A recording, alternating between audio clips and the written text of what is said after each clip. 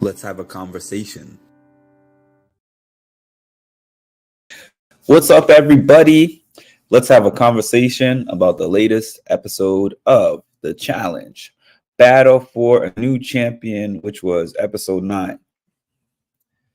I'm going to start right here. MTV is trifling. Why am I saying MTV is trifling? Well, Johnny Bananas is not there, but they've had at least maybe the last 3 episodes where he has been a central theme. Granted, I know that Mariah is talking about it. I know that there's conversations going around about it, but they have made it a real central theme of the series. And they actually titled yesterday's episode A Banana Split. Johnny Bananas has yet to make an appearance. I don't think he is. He's not in this season, actually. So I'm not even saying yet to make an appearance. He's not going to make an appearance in this season. So basically, they're playing up this whole Mariah thing with James. They called it a banana split. But let's get into the actual episode recap, because more on that later. So we get at the beginning where Kylan and Horacio are having a conversation, and their conversation is about the fact that they're a little bit on the outskirts. They are close to each other in the game, but they're both saying that people don't like that they do not go with the majority and they have their own individual games. And Horacio is like, even though I'm working with Kylan, I still have my own mind and I make my own decisions based on what I think is best for me. Will that come back and bite him later? We don't really know, because I think that on the previous season, his first season, when he was with Olivia, I think Olivia actually handled a lot of the politics, so he didn't have to. So this is the first time he's really having to do politicking on his own, which he hasn't really shown to be too good at that. But however, he has yet to be anyone's primary target, or really, well, not yet to be anyone's primary target, but he's just been able to keep himself out of the eliminations so far. So they show this conversation with Asif and Melissa, where they're both talking about being parents. This conversation would come into question later in the episode, but what it seemed like was they were just like, we can both relate to each other as parents. They were telling stories.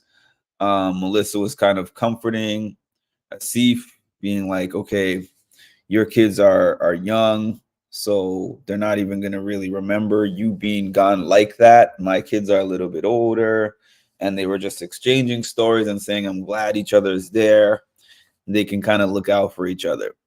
Now, we see all the time these kind of I'll look out for you, or I'm glad I have a friend in this game conversation. People, when they get in trouble or in hot water, tend to see those as binding contracts all of a sudden, where this meant, oh yeah, I will never throw you in. I feel like regardless, even if it's your bestie, it's a game, and you know that anyone can do anything in a game. But I guess I've never been in the game, so once the emotions get kicked in, maybe things feel different. I wrote down on my notes Budget Jordan, because I will always see Emmanuel as Budget Jordan. But Emmanuel is apparently doing his thing in the house. So Colleen, there's this messy thing going on with Colleen. It shows that Emmanuel was basically flirting with everybody in the house. He might have had a little something going on with Raven and with Olivia, but he definitely had a major thing going on with Colleen. And it was revealed that, Colleen and him ended up hooking up. They had some encounters together. I don't remember exactly how they called it, but production was messy about that too. That Emmanuel has a girlfriend back home, and he and Colleen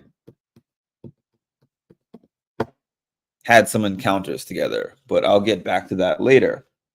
So we get into the daily elimination challenge. TJ selects random teams, and this team of, have I kept calling him Asaf? I think his name is Asaf. Apologies for that. Asaf, Raven, and Zara end up being on a team.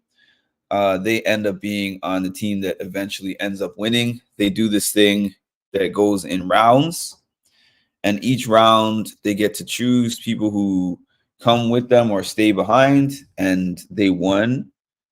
I think they won every round, as a matter of fact, and they won the whole thing.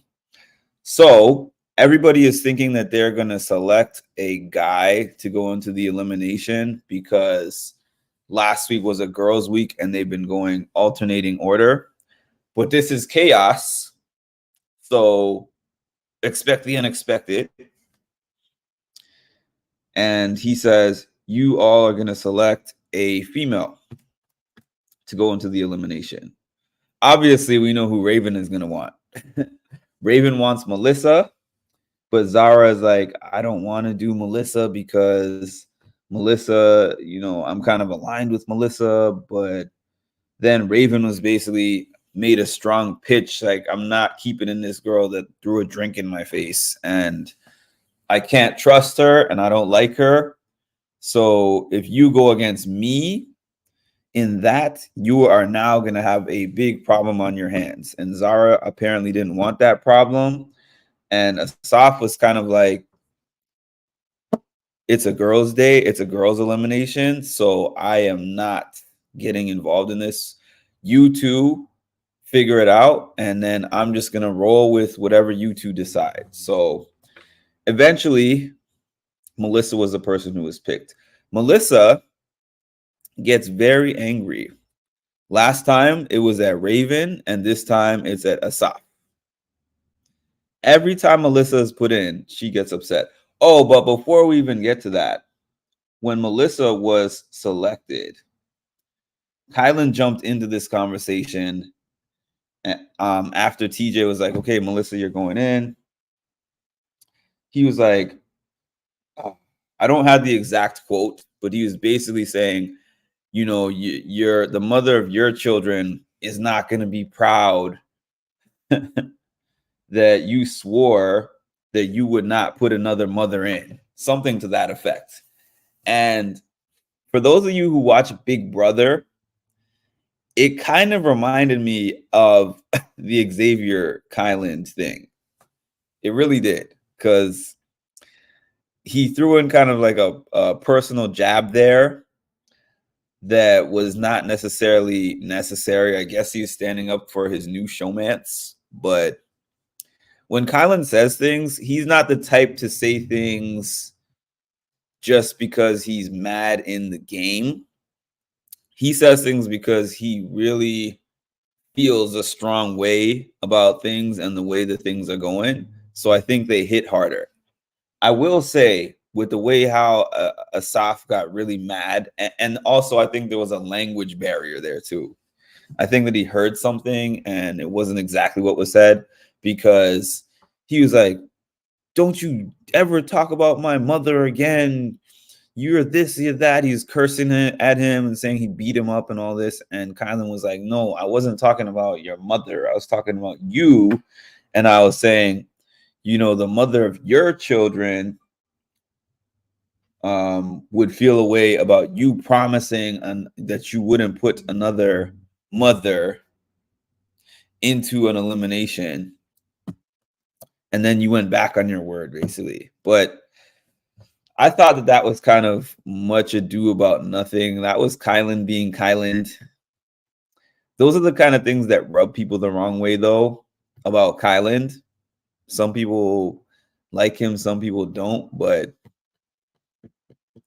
I remember I didn't like that when I saw that on Big Brother, when he was like, when he told Xavier, your nephew wouldn't be proud of the role model, wouldn't be able to view you as a role model or whatever he said. I was like, why'd you have to go there? And then later on, Asaf and Melissa got into an argument in the nightclub. And it was the same type of deal. They were just going back and forth. She said, "Oh, you promised me that you wouldn't put me in. We as parents were going to look out for each other." And he was like, "That's BS." I think they went back and showed the clip. I don't think that, at least based on what we saw, I don't think that Asaf actually said, "I promise you that as a parent, I will never put you in, or I'll never say your name." I don't know if he said that, but I don't remember seeing him say that. I think that he said, "I will look out for you in the game," or, it wasn't really a some kind of a binding deal. But like I said, we've seen this before, especially with Melissa. She wants somebody, she keeps getting thrown in. And honestly, this is probably messing with her mentally, that every week she's getting these unanimous votes or almost unanimous votes. And she's like, the only way that I can stay in this game is by winning eliminations, because nobody really has my back aside from Kyland. So that's messing with her. She's looking for someone to pin it on. And this week it happened to be Asaf. And Asaf, I'm kind of glad that he stood his ground there. Kind of glad that he stood his ground. So then I have here, Colleen was crying later on about Budget Jordan. Because this is the part where it was showing the Emmanuel montage, and then it was showing production asking Colleen basically if they have had sex. And Colleen was like, yes, multiple. We've had multiple encounters. And she was crying about it and saying he's the biggest player in the house. He's been playing her this whole time. And then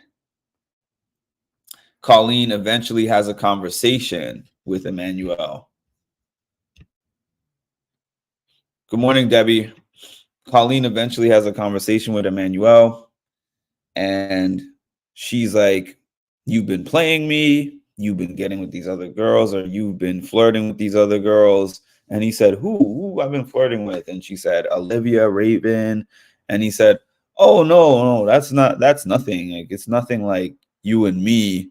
And Colleen is like, hey, you can do whatever you want in this house. I want to have a good game relationship with you. Like, we will be cool in the game. But in terms of our personal relationship, I'm cutting that off, and we will keep our distance from each other in that regard. And he said, okay, I understand. And then it showed him in the confessional talking about he's lost sight of the game. He's got to get his head back in the game. And he said that he messed up his relationship that he had back home with his girlfriend back home. And he messed up his relationship in the house that he had with Colleen. So just a random note that I had here is that Jay was talking about, who was it that he was saying was a floater? I think he might have been saying Colleen was a floater. But anyways, I was saying that Jay is talking about other people being floaters. He's one of the ultimate floaters, because anytime we get into voting, no matter what he says, no matter what conversations he's having, this person needs to get out. We need to target this strong person. Like, I think this week he was saying, oh, it would be a good idea to target Mariah, one of the stronger girls. But when it came down to the voting, oh no, it's like, oh, this is so hard. But I have to say you, Colleen, because that's where the house is going. that's something that I don't like about the present day challengers. I kind of defend them just because, the show must go on. And I finally got to a point of accepting that all of my old challenge vets are going to be replaced by all these people that are there right now. So it's either you accept it or you just move on from the show. But one thing that I don't like about present day challenges is groupthink. Every time we get into these vote scenarios, it doesn't matter if people are like, oh, we should get rid of strong competitors. We need to get rid of this person. We need to do this. They always go for the easy vote. And today or yesterday's episode, the easy vote was Colleen. Colleen is who they voted for. So Colleen and Melissa were the two people that were at risk of going against the vet to see who ends up going home or staying, depending on if they win or lose. So the vet that is actually picked for this week's episode, a lot of us thought it was Laurel when they showed the view from behind and the hair and everything, but it was actually Tori. And I have to say, after meeting Tori, number one, she's tall and she's strong.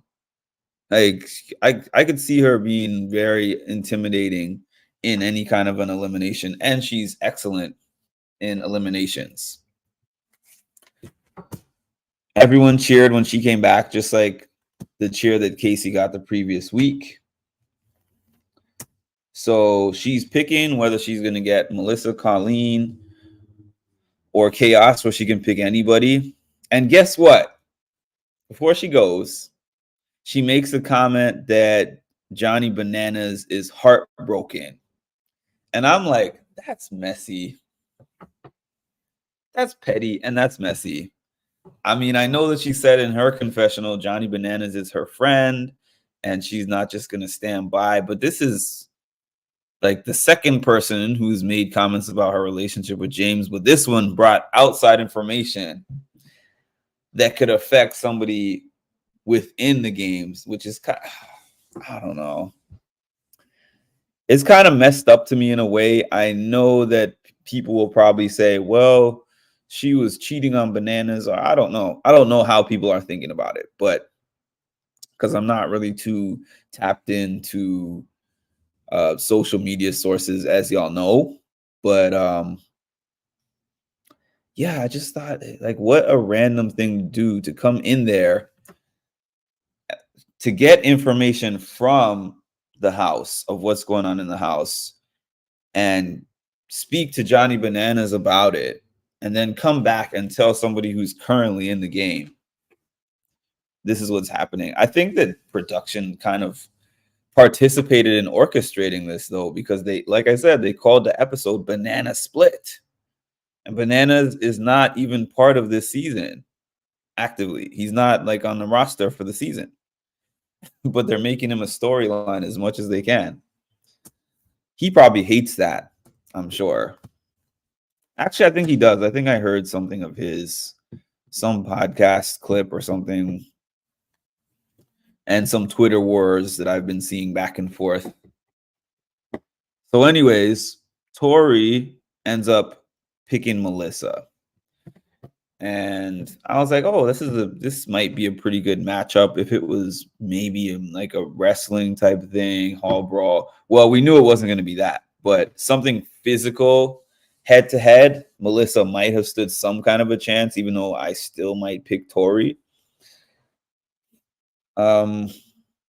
It's some kind of memorization thing where they have to go underwater and they have to match up their board with these different symbols. So I figured that Tori was going to win by a wide margin. Excuse me. And Tori actually did win by a wide margin. No surprise for me. And then at the end, Tori had a few more, parting shots and parting commentary that was shade directed at Mariah. And Mariah looks like she is close to a point of a meltdown over this. She was like, everything was going okay until I heard what Tori had to say. And now she's thinking about bananas, and she was already thinking about bananas and how he was going to perceive it and everything. And now she's aware that he already knows, etc. So that was just a thing that mentally took her out of the game. I think Tori said something like, we all got to remember what we're here for and focus on our goal. Whatever she said, it was clearly a little bit more shade that she was throwing at Mariah. So that's how this episode went. It was very relationship oriented. I didn't mind the episode. I didn't think it was that bad. I didn't think it was the best episode of the season either, but it was a pretty good episode. It had some drama. Now Melissa's out. They need a new scapegoat because, like I said, groupthink rules the world in present day challenges. So they're going to go after them. I mean, I could see them probably going after Mariah next because they're like, oh, we can't trust Mariah. Mariah's unstable. Mariah's hitched on to James. I expect a lot more Mariah drama in the upcoming episodes. So that's my recap for the challenge. Battle for a New Champion, episode 9. Thanks for tuning in. Please make sure to like, comment, subscribe, and hit the notification bell to get notified of when I drop some more great content. And just a reminder for Big Brother fans, I'll be on here tonight recapping reindeer games. Talk to you soon.